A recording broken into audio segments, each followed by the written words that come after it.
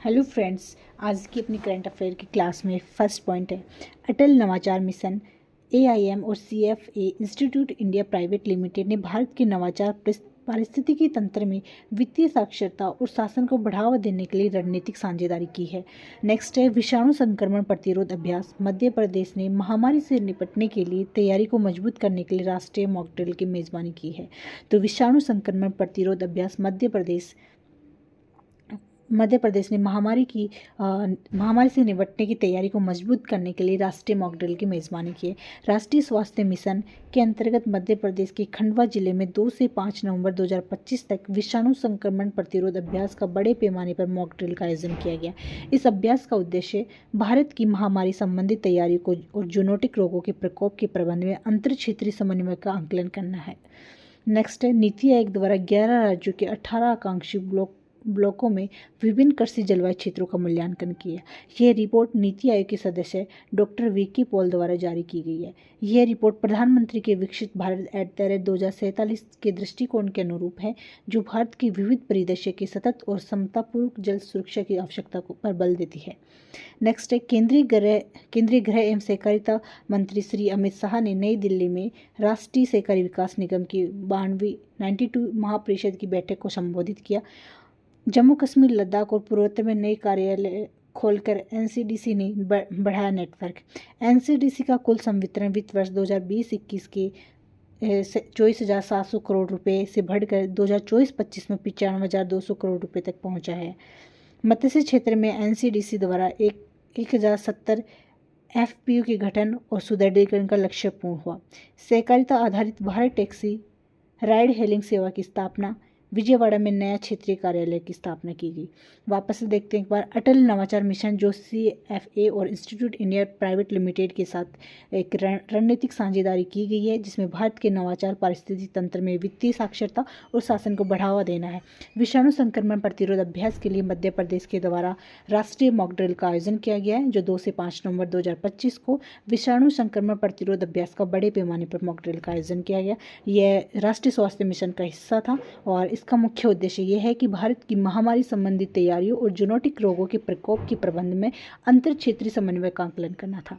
Next है नीति आयोग द्वारा 11 राज्यों के 18 आकांक्षी ब्लॉकों में कृषि जलवायु क्षेत्रों का मूल्यांकन किया गया और जो नीति आयोग के सदस्य थे डॉक्टर वीके पॉल द्वारा यह जारी किया गया। ये प्रधानमंत्री के विकसित भारत एट 2047 के दृष्टिकोण के अनुरूप है, जो भारत की विविध परिदृश्यों में सतत और समतापूर्ण जल सुरक्षा की आवश्यकता पर बल देती है। नेक्स्ट है केंद्रीय गृह एवं सहकारी मंत्री श्री अमित शाह ने नई दिल्ली में राष्ट्रीय सहकारी विकास निगम एनसीडीसी की 92वीं महापरिषद की बैठक को संबोधित किया। जम्मू कश्मीर, लद्दाख और पूर्वोत्तर में नए कार्य खोलकर एनसीडीसी ने बढ़ाया नेटवर्क। एनसीडीसी का कुल संवितरण वित्त वर्ष 2020-21 में 24,700 करोड़ से बढ़कर 24-25 में 95,200 करोड़ रुपए तक पहुंच गया है। मत्स्य क्षेत्र में एनसीडीसी द्वारा 1,047 एफपीओ के गठन और सुदृढ़ीकरण को लक्ष्य पूर्ण हुआ। सहकारिता आधारित भारत टैक्सी राइड हेलिंग सेवा की स्थापना की और विजयवाड़ा में नया क्षेत्रीय कार्यालय की स्थापना की गई। संचार मंत्रालय के तहत आने वाले भारतीय डाक विभाग ने अपने आधुनिकीकरण अभियान में एक महत्वपूर्ण कदम बढ़ाते हुए आईआईटी दिल्ली में नए सिरे से देश का पहला जेएनजी थीम आधारित डाकघर शुरू किया गया। तो संचार मंत्रालय के तहत आने वाले भारतीय डाक विभाग ने अपने आधुनिकीकरण अभियान में एक महत्वपूर्ण कदम बढ़ाया है, जिसमें आईआईटी दिल्ली में नए सिरे से तैयार देश का पहला जेएनजी थीम आधारित डाकघर शुरू किया गया है। तो देश का पहला जेएनजी थीम आधारित डाकघर आईआईटी दिल्ली में तैयार किया गया है। नेक्स्ट है हाल ही में दक्षिण भारत प्राकृतिक कृषि शिखर सम्मेलन 2025 का आयोजन कोयम्बटूर, तमिलनाडु में किया गया है। दक्षिण भारत का जो प्राकृतिक कृषि शिखर सम्मेलन 2025 है, वो कोयम्बटूर, तमिलनाडु में आयोजन किया गया है। नेक्स्ट है राष्ट्रपति श्रीमती द्रौपदी मुर्मू 20 से 22 नवंबर 2025 तक छत्तीसगढ़, तेलंगाना और आंध्र प्रदेश का दौरा किया है। जो राष्ट्रपति है श्रीमती द्रौपदी मुर्मू, उन्होंने 20 से 22 नवंबर 2025 तक छत्तीसगढ़, तेलंगाना और आंध्र प्रदेश का दौरा किया है। राष्ट्रपति 20 नवंबर को छत्तीसगढ़ के अंबिकापुर में राज्य सरकार द्वारा आयोजित जनजातीय गौरव दिवस समारोह में शामिल हुई। तो छत्तीसगढ़ के द्वारा अंबिकापुर में राज्य सरकार द्वारा जो जनजातीय गौरव दिवस समारोह आयोजन हुआ, उसमें शामिल हुई। राष्ट्रपति द्वारा 21 नवंबर को तेलंगाना के सिकंदराबाद में राष्ट्रपति निलयम बोलारम में भारतीय कला महोत्सव 2025 का उद्घाटन किया गया। तो 21 नवंबर 2025 को तेलंगाना में भारतीय कला महोत्सव 2025 का उद्घाटन हुआ, उसमें राष्ट्रपति शामिल हुई। 22 नवंबर को आंध्र प्रदेश के पुट्टुपर्ती के प्रशांत निलयम में श्री सत्य साई बाबा की शताब्दी समारोह के उपलक्ष्य में विशेष सत्र में भाग लेंगे। तो 22 नवंबर को श्री सत्य साई बाबा की शताब्दी समारोह में भाग लिया। 21 नवंबर को भारतीय कला महोत्सव तेलंगाना में आयोजन हुआ, वहाँ पे भाग लिया। और जनजातीय गौरव दिवस समारोह जो छत्तीसगढ़ के अंबिकापुर में हुआ, उसमें राष्ट्रपति द्रौपदी मुर्मू ने भाग लिया। नेक्स्ट है खान मंत्रालय। भारत सरकार के भारतीय भूवैज्ञानिक सर्वेक्षण जीएसआई पश्चिमी क्षेत्र जयपुर द्वारा 20-21 नवंबर 2025 को राजस्थान अंतर्राष्ट्रीय केंद्र आरआईसी जयपुर में अतीत की खोज भविष्य का निर्माण भारतीय भूवैज्ञानिक सर्वेक्षण के 175 वर्ष पर एक अंतर्राष्ट्रीय संगोष्ठी का आयोजन कर रहा है। इस कार्यक्रम में आईआईटी बॉम्बे और आईआईटी खड़गपुर के मध्य समझौते के ज्ञापन पर हस्ताक्षर हुआ है। तो एक बार वापस से देखते हैं इसको। खान मंत्रालय भारत सरकार के भारतीय भूवैज्ञानिक सर्वेक्षण जीएसआई पश्चिमी क्षेत्र जयपुर द्वारा 20-21 नवंबर 2025 को राजस्थान अंतर्राष्ट्रीय केंद्र जयपुर में अतीत की खोज भविष्य का निर्माण भारतीय भूवैज्ञानिक सर्वेक्षण के 175 वर्ष पर एक अंतर्राष्ट्रीय संगोष्ठी का आयोजन हुआ है। ये जयपुर में किया गया है और इस कार्यक्रम में जो समझौते हैं वो एक आईआईटी बॉम्बे है और आईआईटी खड़गपुर है, उनके साथ किया गया है। नेक्स्ट है इंदिरा गांधी राष्ट्रीय मुक्त विश्वविद्यालय इग्नू की 40वें स्थापना दिवस पर उपलक्ष्य पर आज जयपुर में आयोजित समारोह में क्षेत्रीय केंद्र जयपुर को बेस्ट रीजनल सेंटर अवार्ड 2025 पुरस्कार से सम्मानित किया गया। तो इंदिरा गांधी राष्ट्रीय मुक्त विश्वविद्यालय इग्नू की 40वें स्थापना दिवस पर जयपुर में एक समारोह आयोजन किया गया क्षेत्रीय, जो जयपुर को बेस्ट रीजनल सेंटर अवार्ड से सम्मानित किया गया है। नेक्स्ट है राजस्थान राज्य में संस्कृति शिक्षा के प्रसार और संवर्धन हेतु राजस्थान की संस्कृत शिक्षा मंत्री मदन दिलावर ने 1 अप्रैल 2026 से सभी प्रभागीय मुख्यालयों में आदर्श वेद विद्यालय शुरू करने की घोषणा की है। राजस्थान राज्य की संस्कृत शिक्षा के प्रसार और संवर्धन हेतु राजस्थान के संस्कृत शिक्षा मंत्री मदन दिलावर ने 1 अप्रैल 2026 से सभी प्रभागीय मुख्यालयों में आदर्श वेद विद्यालय शुरू करने की घोषणा की है।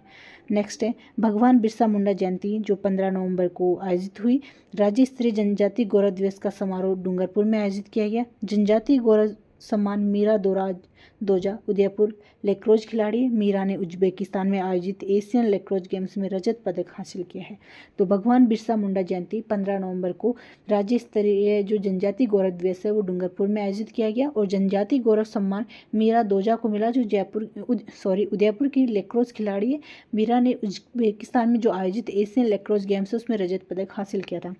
हैदराबाद में आयोजित 25वीं राष्ट्रीय पैरा तेरा की चैंपियनशिप में राजस्थान ने कुल 47 पदक हासिल कर तीसरा स्थान प्राप्त किया। 18 गोल्ड है, 19 सिल्वर है और 10 ब्रॉन्ज है। तो 47 पदक जीतकर राजस्थान ने तीसरा स्थान प्राप्त किया। 18, 19, 10 मेडल जीते। हैदराबाद में आयोजित हुई राष्ट्रीय पैरा तेरा की चैंपियनशिप। खुशी साला कार्यक्रम राजस्थान राज्य शैक्षिक अनुसंधान एवं प्रशिक्षण परिषद द्वारा कक्षा 1 से 5वीं तक के विद्यार्थियों को मानसिक और भावनात्मक रूप से मजबूत बनाने के लिए शुरू किया गया है। तो खुशी साला कार्यक्रम राजस्थान राज्य शैक्षिक अनुसंधान व प्रशिक्षण परिषद द्वारा शुरू किया और कक्षा 1 से 5वीं तक के विद्यार्थियों को मानसिक और भावनात्मक रूप से मजबूत बनाने के लिए किया गया। हरित भारत एक्सपो ये फर्स्ट चरण था 21 से 23 नवंबर जोधपुर से, दूसरा चरण 16 से 18 जनवरी 2026 जयपुर में। हरित भारत अभियान के तहत आयोजित एक्सपो में घोषणा की गई। हरित भारत एक्सपो फर्स्ट चरण 21 से 23 नवंबर जोधपुर में और दूसरा चरण 16 से 18 जनवरी 2026 को जयपुर में आयोजित होगा। यह हरित भारत अभियान के तहत आयोजित एक्सपो में घोषणा है। राजकुमार केसवानी सम्मान ये ऋचा अनिरुद्ध एंकर को 1 लाख रुपए और प्रशस्ति पत्र दिया गया। भोपाल में 26 नवंबर को दिया जाएगा। तो राजकुमार केशवानी सम्मान ये ऋचा अनिरुद्ध को 1 लाख रुपए और प्रशस्ति पत्र दिया जाएगा। इंडोनेशिया में आयोजित mister world body building championship में अरसान खान ने जीता गोल्ड। तो इंडोनेशिया में आयोजित mister world body building championship में अरसान खान ने जीता गोल्ड। हाल ही में भारत को इंटरपोल एशिया समिति का सदस्य चुना गया है। इंटरपोल एशिया समिति का सदस्य भारत को चुना गया है। हाल ही में प्रधानमंत्री नरेंद्र मोदी द्वारा 16वें संयुक्त कमांडर के सम्मेलन का उद्घाटन विजयदुर्ग कोलकाता से किया गया है। भारत की पहली निजी हेलीकॉप्टर असेंबली लाइन कर्नाटक राज्य में स्थापित की गई है। हाल ही में बॉटेनिकल सर्वे ऑफ इंडिया का नेतृत्व करने वाले पहले कवक वैज्ञानिक डॉक्टर कणाद दास है। वापस एक बार देखते हैं तो भगवान बिरसा मुंडा जयंती 15 नवंबर को राज्य स्तरीय जनजाति गौरव दिवस डूंगरपुर में और जनजाति गौरव सम्मान मीरा दोजा जो उदयपुर में लेक्रोज खिलाड़ी है और उज्बेकिस्तान में इन्होंने रजत पदक हासिल किया है। हैदराबाद में आयोजित 25वीं राष्ट्रीय पैरा तैराकी चैंपियनशिप में राजस्थान टीम ने कुल 47 पदक जीता और तीसरा स्थान प्राप्त किया। 18 गोल्ड है, 19 सिल्वर है और ब्रॉन्ज 10 है। खुशी साला कार्यक्रम ये राजस्थान राज्य शैक्षणिक अनुसंधान एवं प्रशिक्षण परिषद द्वारा कक्षा 1 से 5 तक के विद्यार्थियों को मानसिक और भावनात्मक रूप से मजबूत बनाने के लिए शुरू किया गया। हरित भारत एक्सपो जो फर्स्ट चरण 21 से 23 नवंबर जोधपुर में और सेकंड चरण 16 से 18 जनवरी 2016 जयपुर में आयोजित हरित भारत अभियान के तहत आयोजित एक्सपो में घोषणा की गई। राजकुमार केसवानी सम्मान ऋचा अनिरुद्ध को 1 लाख रुपये प्रशस्ति पत्र दिया जाएगा। इंडोनेशिया में आयोजित mister world body building championship में अरसान खान ने जीता गोल्ड। हाल ही में भारत को इंटरपोल एशिया समिति का सदस्य चुना गया। हाल ही में प्रधानमंत्री नरेंद्र मोदी द्वारा 16वें संयुक्त कमांडर के सम्मेलन का उद्घाटन विजयदुर्ग कोलकाता से किया गया। भारत की पहली निजी हेलीकॉप्टर असेंबली लाइन कर्नाटक राज्य में स्थापित की जा रही है। हाल ही में बॉटेनिकल सर्वे ऑफ इंडिया का नेतृत्व करने वाले पहले कवक वैज्ञानिक डॉक्टर कणाद दास है। Thank you for watching.